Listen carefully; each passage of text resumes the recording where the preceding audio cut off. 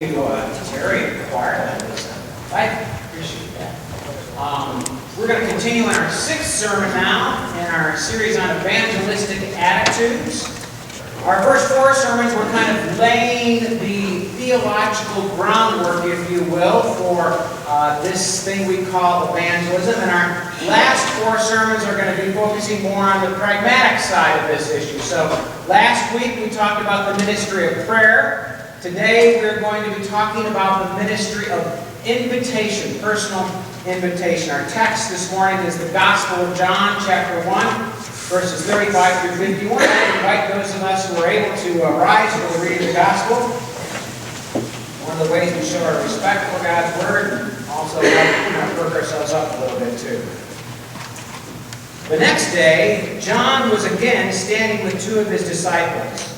And as he watched Jesus walk by, he exclaimed, "Look, there is the Lamb of God."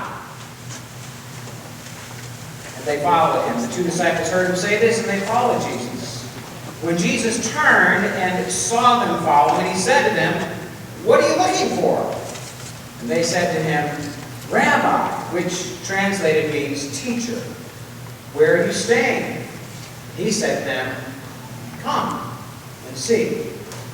And they came and they saw where he was staying, and they remained with him that day. It was about 4 o'clock in the afternoon. Now one of the two who heard John speak and followed him was Andrew, Simon Peter's brother. He first found his brother Simon, and he said to him, "We have found the Messiah," which is translated anointed. He brought Simon to Jesus, who looked at him and said, "You are Simon, son of John. You are to be called Cephas," which is translated Peter. The next day, Jesus decided to go to Galilee. He found Philip and said to him, "Follow me." Now Philip was from Bethsaida, the city of Andrew and Peter. And so Philip found Nathanael and said to him, "We have found him about whom Moses in the law and also the prophets wrote, Jesus, son of Joseph from Nazareth." And Nathanael said to him, "Can anything good come out of Nazareth?" Philip said to him, "Come and see." Now when Jesus saw Nathanael coming towards him, he said to him, "Here is truly an Israelite in whom there is no deceit." Nathanael asked him, "Where did you get to know me?" And Jesus answered, "I saw you under the fig tree before Philip called you." Nathanael replied, "Rabbi, you are the Son of God. You are the King of Israel." And Jesus answered, "Do you believe because I told you that I saw you under the fig tree? You will see greater things than these." He said to him, "Very truly I tell you, you will see heaven open and the angels of God ascending and descending upon the Son of Man." The word of the Lord. Thanks be to God. You may find your seat. Well, I'm coming more and more to believe that Christianity, and in fact most of life, is a come and see type of proposition. What I mean by that is that most of us usually get into new things because somebody invited us to it or recommended this thing to us. Recommended that we come and see what it's like. How many of us, for instance, go to the phone book when it comes time for us to find a new doctor? Or the internet. Not me, maybe some of you do. But for myself and Rebecca, when we got into town and we were looking for a new doctor, we asked we asked people that we trusted for a recommendation. We said, "How do you like your doctor? Do you think he or she is good?" And so on and so forth. We were looking for something far more personal than what we could get off the internet or off of an ad. And how many of us rely on our friends' recommendations when it comes to movies and books, vacation spots, auto mechanics? That's a big one, right? You've got to get a good auto mechanic in your life. Financial planners, restaurants, lawyers, beauticians, physical trainers, and so on and so forth. My guess is that a whole lot of us rely upon other people's advice when it comes to those things. Think about a blind date. A blind date is kind of a personal invitation or recommendation too, isn't it? You know two people, and you think they might be good together, and so you come up to one and you say, "Hey, Susan, you should really meet Frank." And then you go and you visit with Frank, and you say, "Frank, you should really meet Susan." And 9 out of 10 times, Frank and Susan will give it a whirl, just based upon the advice, the recommendation of their friend. Quick curious, how many of you here have ever been on a blind date? Raise your hand if you've ever been on a blind date. See, it works, right? A lot of us here have been on a blind date. How many, just another further question, how many of you, did any of you, end up marrying your blind date? There you go. There you go. See, sometimes it works really well, right? That personal invitation. All of life is really a come-and-see proposition. And Jesus was a come-and-see kind of a person. When Andrew and another disciple, most likely John, we believe, began to show interest in Jesus and his new program, for instance, what was Jesus' response to these two men? Did he say, "Well, you know, Andrew and John, I am so glad that you're interested in my new religious movement here. But, you know," he said, "before we go any further, let me tell you about our membership criteria. First of all, you'll need to attend a membership class, and then, of course, we'll need a statement of your faith, and then you'll need to pass a battery of psychological examinations, and then, of course, we'll have to have a full disclosure of your financial statements. You do know, don't you, John and Andrew, that my movement requires a financial commitment." Well, thank goodness that wasn't Jesus' response, right? His response was actually more like, "Hey, great, I am so glad that you guys are interested in what I'm doing and are interested in the truth. Why don't you tell me a little bit about what you're looking for?" In fact, he said, "You know what, I have an even better idea. Why don't you guys just hang out with me for a day? Come and see where I'm living and what I'm about. Come and see." Isn't that great? No preconditions, no pressure. Jesus is so engaging and yet so non-threatening. He just had this way about him. So gracious, so inviting. And in fact, if you think about it, really, almost all of Jesus' life was one big invitation, wasn't it? An invitation to grow, an invitation to join him on an exciting mission to change the world, an invitation to learn more, an invitation to experience more, an invitation to become more. He was always inviting people to come and see. "Come unto me," he said, "all you who labor and are heavy laden, and I will give you rest." Come unto me. And when the disciples tried to keep the children at bay, what was his words? "Let the little children," what?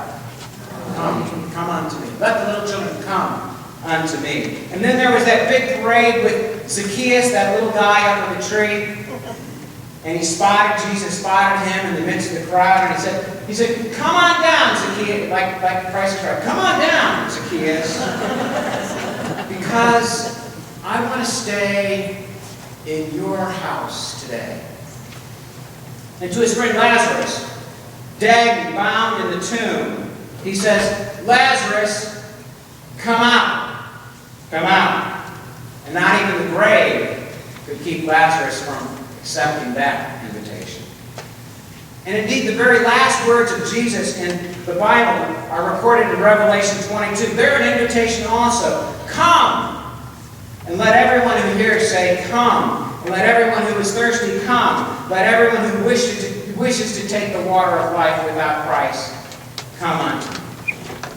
That's what Jesus was all about. Gracious invitation after gracious invitation after gracious invitation. Time and again, he invites us gently and persistently and lovingly to come and to be with him, to come and see. And in turn, Jesus invites us to gently and lovingly invite others to come and see also. As those who have received Christ's gracious invitation and have found Him to be good to His word, He also invites us to invite others to experience Him. And so in John chapter 1, Philip, after he starts to follow Jesus, tells his buddy Nathanael that he believes that Jesus is the one that the law and the prophets were written all about. But when Nathanael hears that Jesus is from Nazareth, you recall his response. He says, "Nazareth? You've got to be kidding. Not that podunk town. I mean, nothing good can come out of Nazareth." But Philip doesn't rise to the bait. He doesn't engage in this, any demographic discussion about Nazareth. Rather, he says simply what? He says, "Come and see. Check it out. Check it out." And what kind of a fool would turn down such a non-threatening invitation from a friend? Check it out. That's how faith spreads. It's like a good virus that passes from personal contact of one person to another. Because after all, faith is far more caught than it is taught. Let's take another little survey here. We did our blind date thing, so here's the next one. How many of us here this morning came to St. Paul because of an ad in the phone book? Raise your hand if you came here because of an ad in the phone book. Okay? Strike out there. How many came here because you saw us on the web page? I saw our web page. Okay? So that's becoming more and more popular. It really is, truly. How many of you, drove by on Moral Hay and thought to yourself, "Hey, I always wanted to go to an orange church that looks like Noah's Ark converted." How many of you said that? Said, "I'm going to go there." Okay, there we go. A couple of people were looking for Noah's Ark. Okay, many cars still on now. How many of you came here because your children first came here? Significant number of folks there. Now here's the last one. How many of you came here because somebody invited you to come? Raise your hand for that. Yeah, a lot of us came here because somebody invited you to come here. And of course, some of you, I know, don't really know how you came here, but that's okay. Indeed, research shows, we're a little low on this, but research shows that 79 to 86% of people come to church for the first time because somebody invited them. 79 to 86%, depends upon what survey you're looking at, research. 79 to 86% of people come to church because somebody personally invited them to come to church. And the great thing is that anybody can be an inviting person. Anybody. You don't have to be an extrovert. You don't have to be a particularly deep person or a profoundly Christian person. You just have to be a willing person. And that's what I love about Andrew.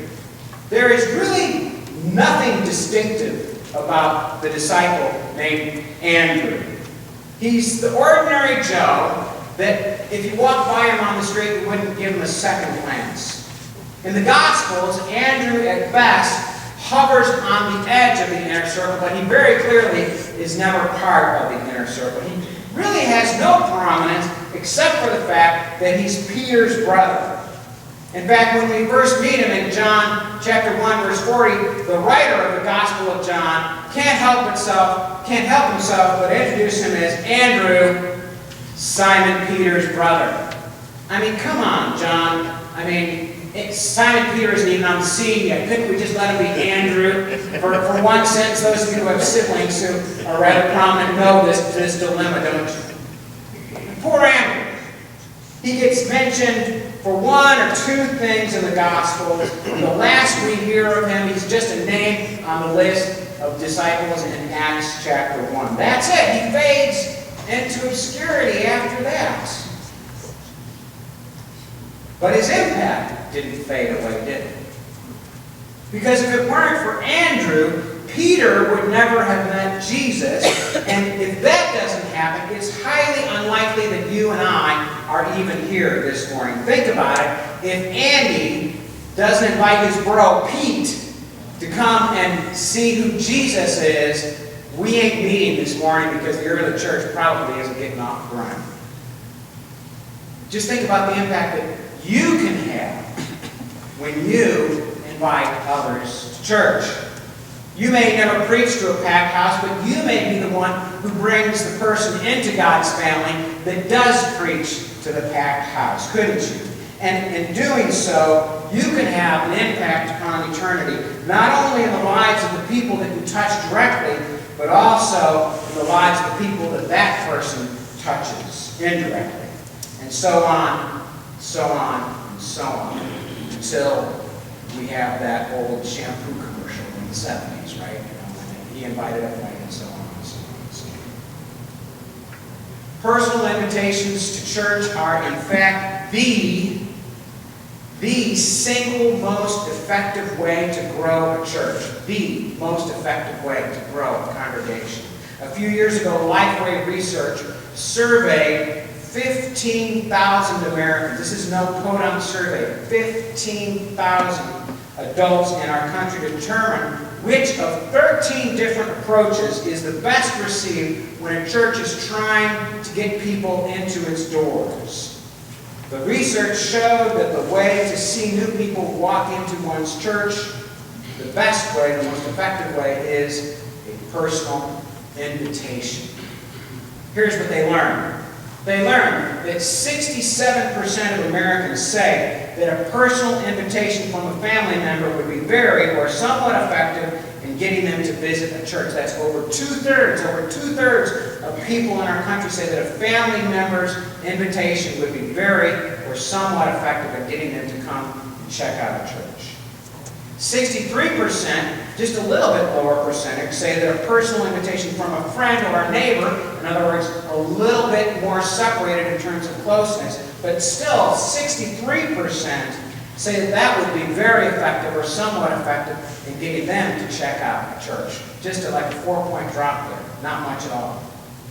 63% are also very or somewhat willing to receive information from a local church, from a family member, and then 56% are very or somewhat willing to receive information from a local church, from a friend or a neighbor. That's way higher numbers, I bet, than you thought in your own mind, isn't it? So most people are, in fact, open to an invitation to church, especially if it's from someone that they know. The closer you are to that person, the more weight your invitation carries. And yet here's the sad thing. Studies also show that on any given year, only 2% of the members of any given church will invite a friend or a neighbor or a stranger to church. Only 2% in any given year will actually invite somebody to church to come and see what it's like. That's sad. That's sad.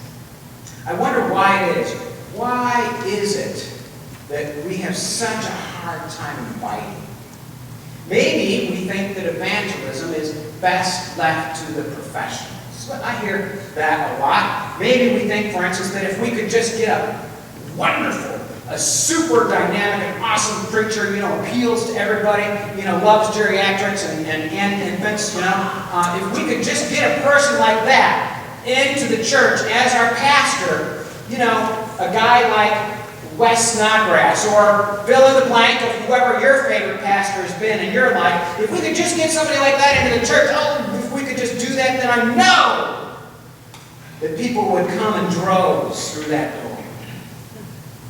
And indeed, I think that there probably was a day when a super charismatic pastor may have been enough to get people to come to church. But that was the day when people were actually expected to be in church, right? If you were a respected member of society, you pretty much had to be in church. And it was also the day where, let's face it, there wasn't a church on every corner. That's our story, at least. There weren't that many churches in Johnston when we were the fastest growing church in the Presbyterian of Des Moines. But quite honestly, nobody expects anybody to be in church now, right? I mean, it's almost unexpected if you go to church. Why would you go to church? Why would you waste your time there, right? That's the dominant attitude in our culture today. And there is indeed a church now meeting in pretty much every school. There's way more options for folks. Now don't get me wrong. Pastoral leadership and great preaching is still important. It is still important. Once somebody comes through the door, if you have a good preacher and a good pastor, and there's good programs in place, then it can make a big difference, can't it? But it will not get people through the door. It will not. Or, maybe we think, and I've heard this too, if we build it, they will come, right? That's a good Iowa phrase, right? If we build it, they will come. I understand from those of you who have been here at St. Paul that perhaps there was just a little bit of that thinking, maybe when the church invested all of that money in our family activity center, in our gymnasium in the back. If we build it, they will come. And they have come in droves, and they've left. That didn't work either, did it, right? Yeah. You know, maybe in the end, though, I think those are all valid points, but I think maybe in the end, the reason that we have such a hard time inviting is that we're just plain afraid. We're just afraid of rejection. We're afraid of looking like fools. We're afraid that people are going to think less of us because we might invite them to church. We're afraid we don't know how to do it right, or how to be personal enough, or engaging enough, or charismatic enough. We're just somehow afraid. I think that's probably true for a lot of us. And so we're going to watch a little video here. It's about 2 minutes long. And it takes a look at this fear that we have of inviting people to church. So keep your fingers crossed. Say a Hail Mary. God, Hey, Joe. Hey, Mike. Well, we're looking good, neighbor. Yeah. You guys get back from church? Yeah, just been at the church house. I wonder why he never invites me to church. I mean, I go if he asks me to go. This is the way it is. I'm out in my front yard when he comes home from church. It's always so awkward. It's so awkward, and I'm so hungry. I think my wife made goulash. I love goulash. Oh, maybe Joe would like some goulash for lunch. Hey, Joe. Here comes the invitation to church. Yeah? You want to come over Sure, for I'll go to church with you. What'd you just say? What'd you just say? No, What'd you say? What'd you say? What'd you say? You said something about God, good. Goulash. You're having goulash at your church. No, in my house. You're inviting me over for goulash. Yeah. At your goulash. Yeah, who doesn't like goulash? I like some goulash. Yeah, sign me up. Goulash. I'll check and make sure we have enough.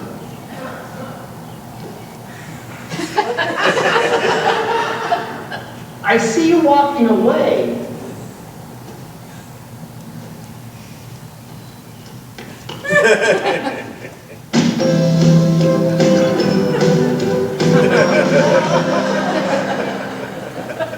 So obviously that is the negative example of how not to invite somebody.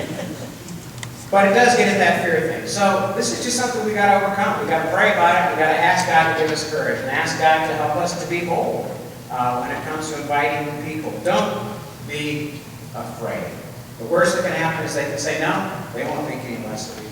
Just be yourself. Why do we think we need to put on some different hat, when it comes to evangelism and inviting people to church? We feel like we have to be some super spiritual person or somebody different than what we are. We don't have to be that. In fact, there really is only one quote-unquote rule about inviting people to church. And that is, don't offer a generic invitation. When you invite somebody to church, be sure to specify that you would like to go with them this Sunday or the Sunday after. And here's the key thing. And that you'd like to pick them up and take them and bring them with you. This is so important because We have no idea how scary it is to visit a church for the first time, especially if you haven't been to church for a long time, or if, in some cases, if you've never been whatsoever. You must offer to pick them up and to take them with you. Because your presence, you're the tour guide, your presence will make all of the difference in the world. Come and see. It was Jesus' way, it was the first disciples' way, and it is still the way of discipleship. So, here's today's challenge. Do you remember, those of you who were here last week, the list that we had to create of those 4 or 5 people that we wanted you to pray for, right? People who were far from God, who needed prayer. Well, here's the challenge. I want you to pick 1 or 2 people from that list of people, assuming that some of them don't go to church. Pick 1 or 2 people from that list, and I want you to make it your goal to invite them to church by the end of this year. Make it your goal to invite them to church by the end of 2016. And if you don't think that they're quite ready to come to Sunday church, that's fine. Invite them to the community harvest dinner on November 5th. Tell them that you love them to come, and in fact you're going to buy them a ticket. Again, pick them up and come with them, or meet them at the door and help them come in. Or invite them to the alternative gift market on the 19th of November. Or if they're a family, you don't quite think they're ready for Sunday morning, invite them to the live nativity Christmas Eve thing with animals. And we're going to have camels this year, by the way. Camels and donkeys and chickens and rabbits and goats and all of this stuff. Invite them to that service. Who wouldn't want to come to a service like that? I think it sounds pretty cool. Any of your friends or your neighbors, family, would have fun at those events.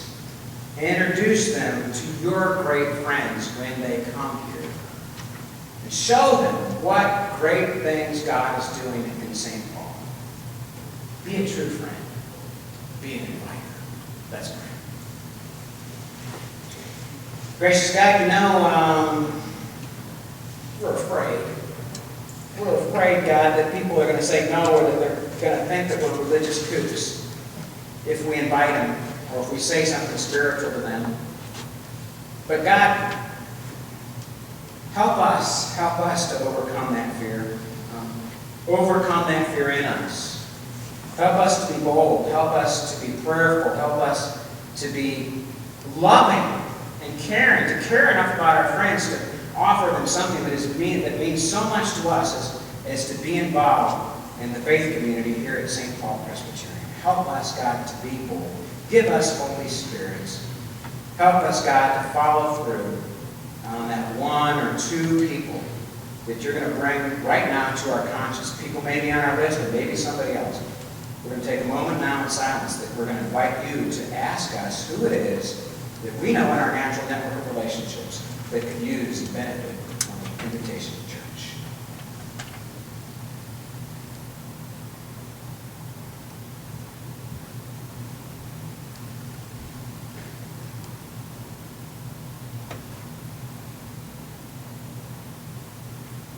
Help us, God, to create an environment of invitation here at St. Paul by your Holy Spirit.